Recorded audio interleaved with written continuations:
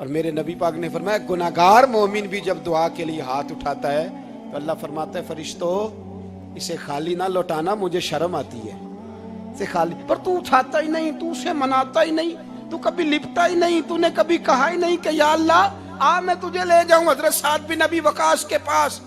قادسیہ کی جنگ ہو رہی تھی، کافر بلا رہا تھا آؤ اگر کوئی ہے تو آؤ آؤ مقابلے میں۔ حضرت سعد بن ابی وقاص نے گھوڑے دوڑا دیے، دشت تو دشت ہیں صحرا بھی نہ چھوڑے ہم نے، بحر ظلمات میں دوڑا دیے گھوڑے ہم نے۔ حضرت سعد بن ابی وقاص نے گھوڑے دوڑائے، آگے دریا آ گیا، کوئی پل نہیں کوئی شے نہیں، اسلام کی عزت کا سوال ہے۔ حضرت سعد بن ابی وقاص نے ہاتھ اٹھائے اور کہا اے اللہ اگر تو موسیٰ کی نافرمان قوم کو رستہ دے سکتا ہے تو تو ہمارے دلوں کو جانتا ہے، ہم تو اپنے رسول کے فرما بردار غلام ہیں۔ آنا مہربانی کر کی اگر تو نے دل مسلم کی دل جوئی نہیں تو ہمیں تانا دیں گے بت کے مسلم کا خدا کوئی نہیں۔ کہا اے اللہ مہربانی فرما اگر تو حضرت وَإِذْ فَرَقْنَا بِكُمُ الْبَحْرَ فَأَنْجَيْنَاكُمْ وَأَغْرَقْنَا آلَ فِرْعَوْنَ، اگر تو حضرت موسیٰ کی قوم کے لیے دریا پھاڑ سکتا ہے تو ہم تو نبی پاک کے غلام ہیں۔ صحابہ کہتے ہیں جناب سعد نے دعا مانگی تو دریا نے رستہ عطا فرما دیا۔ یار تو دعا بھی نہیں مانگتا؟ حضور نے فرمایا دعا صلاح المومن، دعا مومن کا ہتھیار ہے، تو نے یہ بھی چھوڑ دیا ہے۔ اب تو باتیں کر کے تبصرے کر کے ٹی وی دیکھ کے اپنی رائے قائم کر کے کمنٹس کر کے سو جاتا ہے، یہ بھی سوتا خشک ہو گیا، تو دعا تک نہیں مانگتا۔ فرماتے ہیں دعا مانگی تو دریا نے رستہ دیا، اور جب اس کنارے نکلے تو حضرت سعد کہنے لگے کسی کی کوئی شے تو نہیں رہ گئی دریا میں، کوئی چیز تو نہیں رہ گئی۔ ایک صحابی کہنے لگے پیالہ رہ گیا ہے، تو حضرت سعد فرمانے لگے دریا ہمارا پیالہ واپس نہیں کر دیتا؟ تو کہتے ہیں کہ لہر آئی تو پیالہ بھی باہر پھینک گئی۔ او بھائی ہم اسی رسول کا کلمہ پڑھتے ہیں جن کا حضرت سعد بن ابی وقاص نے کلمہ پڑھا تھا، اور کسی جگہ میرے نبی پاک نے نہیں فرمایا اللہ صحابی کی سنے گا بعد میں آنے والوں کی نہیں سنے گا، کسی جگہ نہیں کہا۔ پر تو کشکولے دعا بھی نہیں اٹھاتا، مصیبت میں بھی اب یاد خدا ہم کو نہیں آتی، دعا منہ سے نہ نکلی جیبوں سے عرضیاں نکلی، تو یہ کام بھی نہیں کرتا۔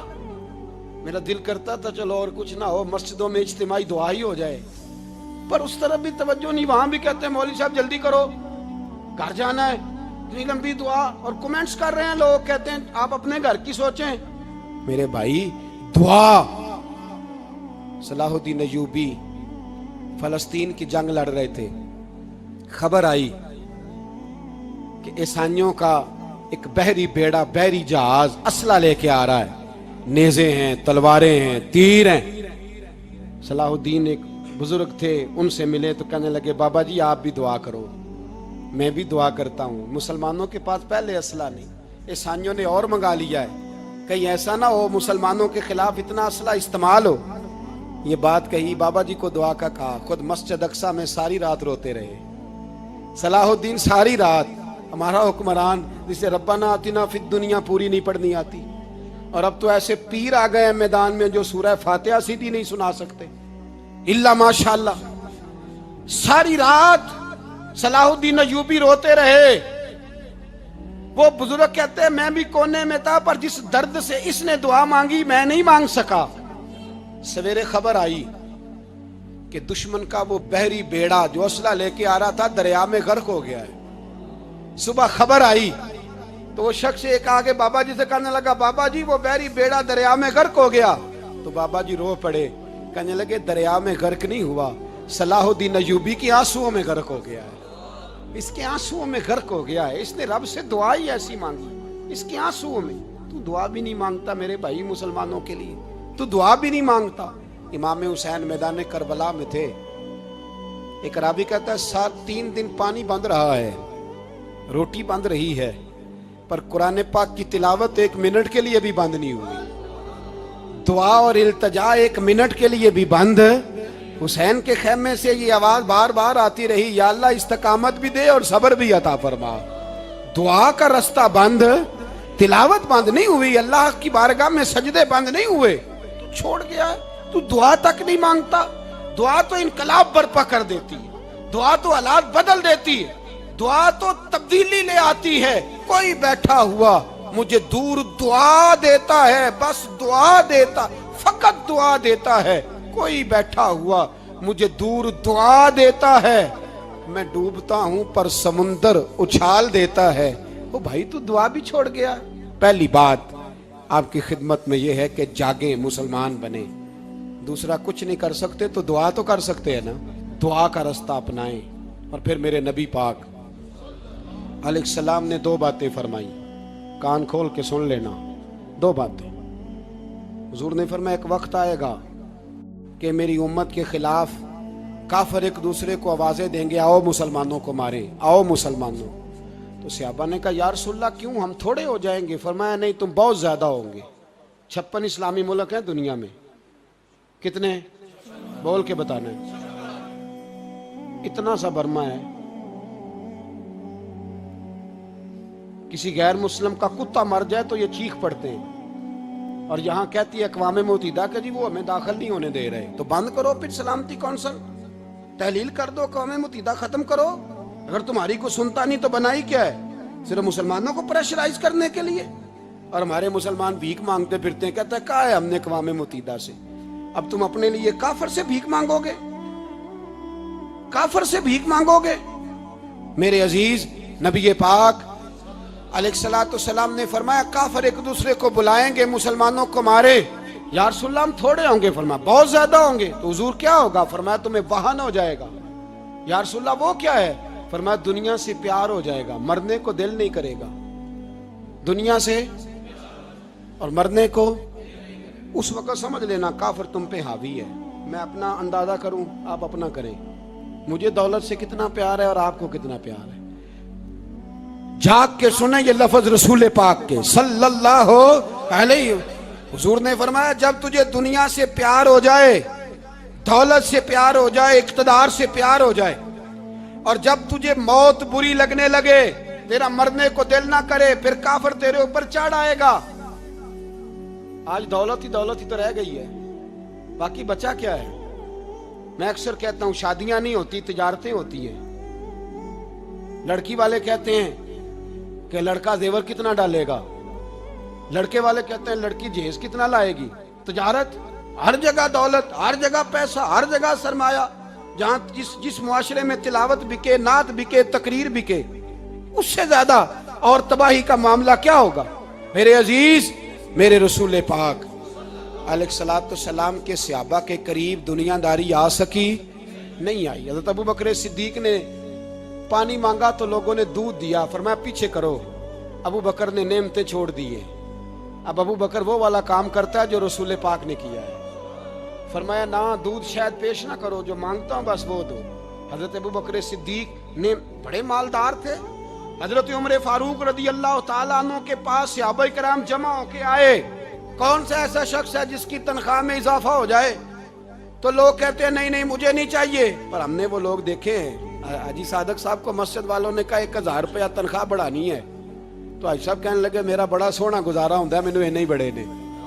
حضرت سیدنا عمر فاروق رضی اللہ تو صحابہ اکٹھے ہو کے گئے, کہنے لگے عمر حضور کے زمانے میں بظاہر غربت رہی, جناب صدیق اکبر کے زمانے میں غربت, اب تو بڑی ریل پیل ہے, بحرین سے لاکھوں کا مال آتا ہے, آپ کو بڑے بڑے سفیر ملنے آتے ہیں, پر آپ وہی پرانا کرتا اور وہی طامت جو کئی جگہ سے سی آپ نے کئی جگہ سے پھٹی. اور حضرت عمر ایک دن عید کی نماز پڑھانے گئے تھے تو ننگے پیر ہی چلے گئے. لوگوں نے کہا جوتا, فرمایا ٹوٹ گیا تھا یار, پہننے کے قابل نہیں تھا. فرمایا ننگے پیر آ گئے اور لوگ کیا کہیں گے؟ فرمایا چھوڑو, عمر کے پاؤں ننگے ہیں لیکن عمر کے کردار میں تو کوئی شک نہیں نا, پیر ہی ننگے ہیں نا, کیا ہوا؟ چھوڑو اس بات کو.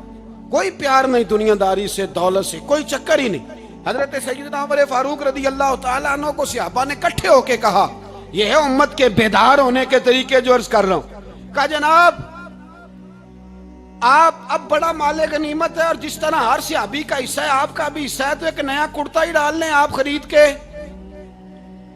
اب جب مشورہ ہو گیا صحابہ میں تو کہنے لگے عمر سے بات کون کرے گا؟ نیا کرتا پہننے کی عمر سے بات کس کو برا لگتا ہے جی؟ نیا کرتا کون بات کرے گا؟ حضرت سیدنا علی المرتضیٰ کا انتخاب ہوا کہنے لگے مولا علی کی بڑی عزت کرتے ہیں, ان سے بڑا پیار کرتے ہیں, ان سے بات کرتے ہیں. تو حضرت علی کو بلایا گیا, عرض کی حضور مہربانی فرمائیں. حضرت عمر سے کہے نئے کرتے کے لیے. آپ فرمانے لگے عمر میری بڑی قدر کرتا ہے, بڑی بات سنتا ہے, پر یہ والا کام نہیں میں عمر سے کہہ سکتا, یہ کسی اور سے کہو. تو کہنے لگے آپ رہنمائی کر دیں, کس کو کہیں؟ تو جناب علی المرتضیٰ فرمانے لگے اگر حضرت عائشہ صدیقہ سے کہو گے تو عمر فوراً مان جائے گا, وہ مومنوں کی ماں ہیں. صحابہ حضرت عائشہ کے پاس, اماں جی عمر کو بلائیں, ان کو کہیں. بڑے بڑے سفیر آئے ہوتے ہیں, وہی پرانے کپڑے پہن کے بیٹھ جاتے ہیں. اللہ اکبر. حضرت عائشہ نے پیغام بھیجا, فرمایا عمر کو بلاؤ. عمر فاروق دوڑے ہوئے آئے, پردے کے پیچھے حضرت عائشہ کے پاس گھٹنوں کے بل, اماں جی دیر تو نہیں کر آیا میں آنے میں؟ حکم ہو, حضور کے گھر سے پیغام آیا. بڑے بڑے سفیروں کو چھوڑ کے بھاگے. حضرت عائشہ صدیقہ کہنے لگی عمر دیکھو جائز پیسے ہوں تو اسلام اچھے لباس سے منع نہیں کرتا, اب بڑا بڑا مال آیا ہے, اب تیرا بھی حصہ ہے, تو صحابہ کرام کی خواہش ہے کہ نیا کرتا پہن لو. بڑے بڑے سفیر آتے ہیں, حرج بھی کوئی نہیں, جائز بھی ہے, کو منع نہیں. حضرت عمر نے گردن جھکا, جی اماں جی, جی اماں جی, جی اماں جی. حضرت عائشہ کہتی ہیں بات ختم ہوئی, عمر نے گردن اٹھائی تو عمر کی داڑھی آنسوؤں سے بھری ہوئی. کہتی ہے مجھے کہنے لگے اماں جی میں تو صرف مسجد میں دیکھا کرتا تھا, آپ تو مصطفیٰ کو دن رات دیکھتی تھیں, جس طرح کے کرتے آمنہ کے لال نے پہنے ہیں مجھے بھی پہنا دو, میں تیار ہوں, میں پہن لوں گا, میں تیار ہوں, پر جس طرح کے میرے نبی نے پہنے. حضرت عائشہ کہتی ہے میں پھوٹ کے روئی, میرا پلو آنسوؤں سے بھر گیا. فرماتی ہیں میں عمر کی بات سنتی گئی تو میرا پلو آنسوؤں سے, میں نے کہا عمر تو جا, تو ٹھیک ہے. فرماتی ہے عمر فاروق سلام کر کے اٹھے, امیر المومنین چلے گئے. اس کونے میں صحابہ چھپے ہوئے تھے, وہ آئے, کہا اماں جی کیا بات ہوئی؟ تو میں پھر رو پڑی. میں نے کہا کیا بتاؤں, تمہیں پرانے کرتے نظر آتے ہیں, اسے محمد عربی کے جلوے نظر آتے ہیں, اسے رسول اللہ کا رنگ نظر آتا ہے, اسے وہ غلامی نظر آتی ہے. عمر کو دنیا سے پیار, اور دنیا سے پیار نہیں تھا, دعا پتہ کیا تھی؟ یوں جھولی اٹھا کے اللہ مرزقنا شہادتن فی سبیلک وجعل موت فی بلد حبیبک. اللہ عمر کو بسترے والی موت نہ دینا, موت شہادت کی دینا, پر میں میدان میں جا کے نہیں مرنا چاہتا, مجھے رسول اللہ کے شہر میں موت چاہیے, باہر جا کے نہیں, یہی میدان لگے مدینے میں, یہی موت آئے, اسباب بنا. میں مدینہ بھی نہیں چھوڑنا چاہتا. او بھائی ان لوگوں کو نہیں پیار تھا. جناب صدیق اکبر کا وصال ہوا تو زہر کے اثر سے, وہ جو آپ کو زہر لگا تھا, بعض مفسرین نے لکھا ہے کبھی کبھی وہ جو سانپ نے ڈسا تھا تو کبھی کبھی اس کا اثر آتا تھا, بس اللہ نے شہادت دینی تھی کبھی کبھی, ورنہ تو بڑی شفائیں تھیں. حضرت عمر شہید, حضرت عثمان, جناب علی, امام حسن, امام حسین, علی اکبر, علی اصغر, حضرت عباس, حضرت سعد بن معاذ, حضرت امیر حمزہ, مصعب بن عمیر. میرے محبوب نے تو لسٹ بنائی شہیدوں کی, لسٹ بنائی شہیدوں کی. شہادت سے پیار کیا رسول اللہ صلی اللہ علیہ وسلم کے غلاموں نے, پیار کیا شہادت سے, اسی لیے تو کافر اٹھ نہیں سکا کہ شہادت سے. حضرت سعد بن معاذ رضی اللہ تعالیٰ عنہ کو زخم لگ گیا, جنگ سے زندہ آ گئے, لیکن زخم میں رو کے کہنے لگے محبوبہ سارے شہید ہو گئے, میں ایسے ہی رہ گیا. حضور نے فرمایا نہیں, رب تجھے بھی شہادت کی موت ہی عطا فرمائے گا. اسی زخم میں پردہ ہو گیا. میرے بھائی حضرت عمر بن جموع رضی اللہ تعالیٰ عنہ 4 بیٹے لے کے احد کے میدان میں آئے, کہا محبوبہ میرے 4 ہی تھے, میں سارے لے آیا ہوں, سارے ہی قبول ہیں؟ اور میں ٹھیک ہے. پھر خود بھی زرہ پہن لی, ایک ٹانگ سے لنگڑے تھے, ٹانگ چھوٹی تھی. حضور نے فرمایا تو نے کیوں لباس پہن لیا ہے؟ کہا حضور میں نے بھی تو جہاد پہ جانا ہے نا. حضور نے فرمایا تیرے 4 بیٹے جو جا رہے ہیں. تو کہا یا رسول اللہ کیا لنگڑے جنت میں نہیں جا سکتے؟ حضور لنگڑے اللہ کو قبول نہیں, میں نہیں جا سکتا. تو میرے نبی پاک صلی اللہ علیہ وسلم نے فرمایا نہیں، جنت تو تیرا انتظار کر رہی ہے۔ کہا حضور پھر میں بھی جاؤں گا، بچے جائیں گے تو میں بھی جاؤں گا۔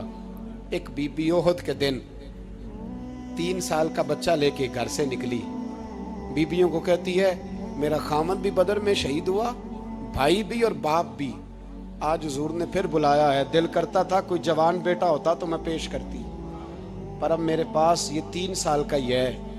بچہ لیا مدینے میں مسجد نبوی میں، حضرت بلال سے کہنے لگی 2 منٹ حضور کا دیدار چاہیے۔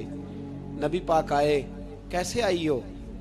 کہنے لگی محبوبہ میں شہید کی بیٹی، شہید کی بہن، شہید کی بیوہ ہوں، میرے پاس اب جوان تو کوئی نہیں، یہ 3 سال کا ہی ہے۔ حضور نے مسکرا کے فرمایا یہ کرے گا کیا کرے گا؟ کہنے لگی حضور سنا ہے اسلحہ تھوڑا ہے، ڈھال کی ضرورت ہے، لوہے کی ڈھال ہوتی تھی، جب تلوار آتی تھی تو آگے کی جاتی تھی۔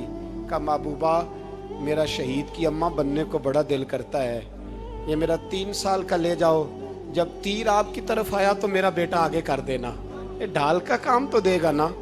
ہنستے ہوئے محبوب کی آنکھوں میں آنسو آئے، بچے کو پکڑ کے سینے سے لگایا، ماتھا چوما، فرمایا جا تیرے ساتھ وعدہ ہے قیامت کے دن تجھے شہید کی اماں کہہ کے ہی پکارا جائے گا، وعدہ ہے تیرے ساتھ تجھے شہید کی۔ میرے بھائی مرنے کو دل ہی نہیں مسلمان، میرے نبی پاک صلی اللہ علیہ وسلم نے فرمایا جس کے دل میں کبھی شہادت کی آرزو پیدا نہیں ہوئی، اس کے سینے میں دھڑکنے والا دل مومن کا ہے ہی نہیں، وہ تو منافق ہے۔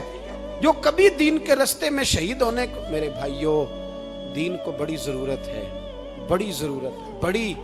اے خاصائے خاصان رسول وقت دعا ہے، امت پہ تیری آ کے عجب وقت پڑا ہے۔ وہ دین جو بڑی شان سے نکلا تھا وطن سے، پردیس میں وہ آج غریب الغربا ہے۔ فریاد ہے اے کشتی امت کے نگہباں، بیڑا یہ تباہی کے قریب آن لگا ہے۔ اور ایک شاعر قلم توڑ گیا، کہنے لگا تجھ سے فریاد ہے اے گنبد خضرا والے، تجھ سے فریاد ہے اے گنبد خضرا والے، کعبے والوں کو ستاتے ہیں کلیسا والے، تجھ سے فریاد اے گنبد خضرا۔ اپنے اندر دین کا درد پیدا کرو، ذوق پیدا کرو، مسلمان بن کے جینا سیکھو۔ جب کوئی برادری پوچھے تو کہو میں محمدی ہوتا ہوں، میں مصطفی ہوتا ہوں، میں رسول اللہ کا غلام ہوتا ہوں، میں پہلے مسلمان ہوں باقی کچھ بعد میں ہوں۔ خدا را اپنے گھر میں پردہ کراؤ، خدا را رزق حلال کھاؤ، اگر پردے نہ ہوں رزق حلال نہ ہو تو جذبہ جہاد پیدا نہیں ہوتا۔ خدا را اپنے اندر انقلاب برپا کرو، دین کے لیے جینا سیکھو۔ دین بڑا تڑپتا ہے، دین بڑا روتا ہے۔ رسول اللہ آج تجارت کرنے والے ملتے ہیں، آج سیاست کرنے والے ملتے ہیں، دین والے نہیں ملتے، دین کے درد والے نہیں ملتے۔ اپیل ہے آپ سے، آج رات 2 نفل پڑھ کے اور کچھ نہ ہو سکے تو مسلمانوں کے لیے دعا ضرور کر دینا، ان کے لیے دعا ضرور کر دینا۔ اپنے آپ کو بیدار کرو، بیدار کرو۔ بھئی ہم تو آج تک اس لیے ڈر رہے ہیں کہ ہمارا چہرہ ہی نبی پاک جیسا نہیں بن سکا، تو داڑھی رکھنے میں بھی ہم ڈرتے ہیں، نمازی بننے، مسجد آباد کرنے میں، مسلمان کہلانے میں ابھی تک خوف ہے۔ تو بتلاؤ نا اس سے آگے بات کب چلے گی؟ جہاد کی بات تو بڑی آگے جا کے ہے۔ بدل جاؤ، رسول اللہ کا غلام بن کے جینا سیکھو، نبی پاک صلی اللہ علیہ وسلم کی غلامی کا پٹا اپنے گلے میں ڈالو۔ یہی امام حسین کی سوچ ہے، یہی امام علی مقام کا پیغام ہے، اس کو کبھی فراموش نہ کرنا۔ امام حسین ہمیں بتا گئے سارا کچھ لٹ جائے پر دین کے اندر کوئی نقص واقعہ نہ ہونے پائے، کوئی شرابی، کوئی بے ایمان، کوئی لٹیرا کبھی اس کے سپورٹر نہ بننا۔ ہمیشہ وہ کسی شاعر نے کہا تھا ہم سے نہ رقم ہوں گے قصیدے یزید کے، کسی نے کہا کسی ظالم نے میری سپورٹ کر، میری بات کر، تو اس نے کہا ہم سے نہ رقم ہوں گے قصیدے یزید کے، کیونکہ ہم لوگ تو حسین کے سیرت نگار ہیں، ہم لوگ تو حسین کے سیرت نگار ہیں۔ یہ محرم کے جو دن ہے یہ انقلاب کے دن ہے، رونے پیٹنے کے نہیں، انقلاب کے دن، جذبوں کی بیداری کے دن، ظلم کی آنکھوں میں آنکھیں ڈالنے کا جذبہ پیدا کرنے کے دن۔ اس کو اسی رنگ میں لو۔ اے خالق کائنات، اپنے محبوب کی امت پہ رحم فرما اور اپنے فضل سے ہمیں دلوں میں جذبہ جہاد اور شوق شہادت عطا فرما. آخر دعوانا ان الحمد. 2 منٹ کے